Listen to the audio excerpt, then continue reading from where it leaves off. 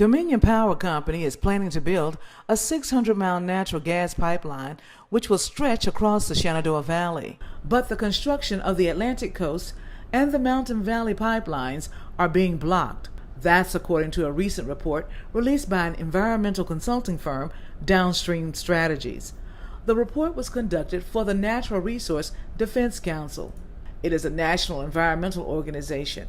Amy Mall is a senior policy analyst with the NRDC. The report looked at the risks to groundwater from pipeline construction, and specifically from the construction of two pipelines that are proposed to cross Virginia. One is the Atlantic Coast Pipeline, and one is the Mountain Valley Pipeline. In Virginia, approximately 2 million people rely on groundwater resources for drinking water. Construction of both pipelines has proven to be a threat to surrounding communities. Groundwater is what it sounds like. It's water that's found beneath the surface, and a lot of people, as a matter of fact, millions of people in Virginia alone, much less the rest of the country, get their drinking water from groundwater. Generally, this is from a water well or a spring. She says there are some cities that have water wells that serve residents through a municipal public water supply system. Some residents living in rural areas have their own water wells. That water is very, very clean, and of course they want to keep it that way, especially in rural areas. If they lose their water source because it's become contaminated, or for some reason the same water quantity is no longer available, they may live too far away to be able to be hooked up to some type of a public water supply system, meaning they would have no water source at all. Mall says groundwater near both the ACP and the MVP construction areas need additional testing. The federal government or the state government has adequately analyzed or considered or taken action to protect groundwater from the risks that are going to come with pipeline construction. She says there are too many risks surrounding the pipelines. Those risks are multiple.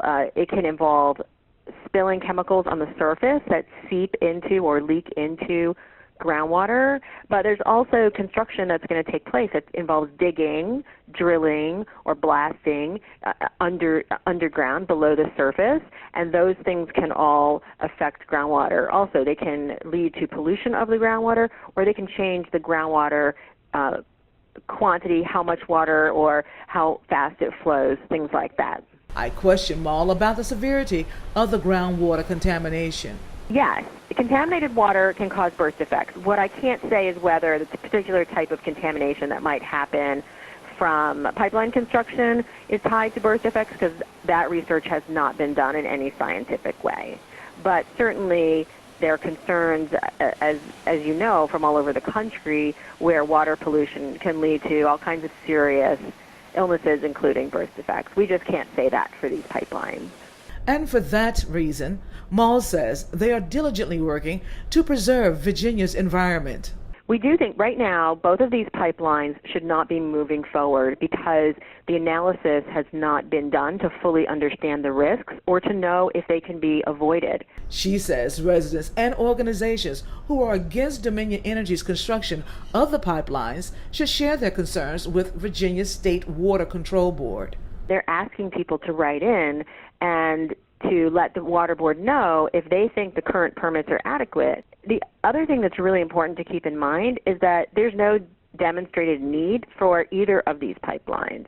Virginia already has a lot of pipeline capacity and doesn't have any demonstrated need for more natural gas to be brought into the state.